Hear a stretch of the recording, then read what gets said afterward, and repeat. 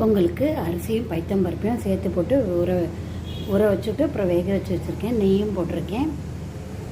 அது தாளித்து போடுறதுக்கு முந்திரி பருப்பு நெய்யில் வறுத்துட்டேன். பச்சை மிளகா, இஞ்சி, கருவேப்பிலை, மிளகு ஜீரகம் நெய்யில் போட்டாச்சு. இதுவும் எல்லாத்தையும் சேர்த்து நம்ம வறுத்துடலாம். முந்திரி பருப்பை செவக்க வறுத்தாச்சு.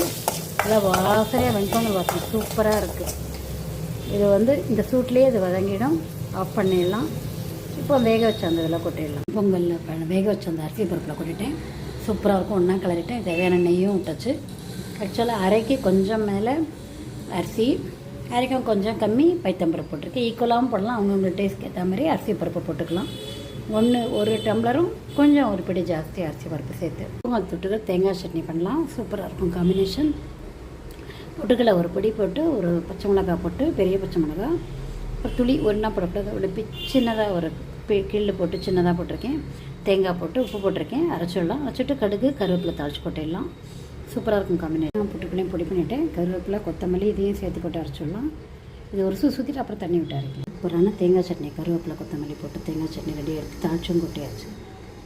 சூப்பரான வெண்பொங்கல் சட்னி ரெடி ஆகிடுச்சு. நீங்கள் இதில் பண்ணி பார்த்துட்டு கமெண்ட் பண்ணுங்கள். சப்ஸ்கிரைப் பண்ணால் தேங்க்யூ ஸோ மச் ஃபார் வாட்சிங்.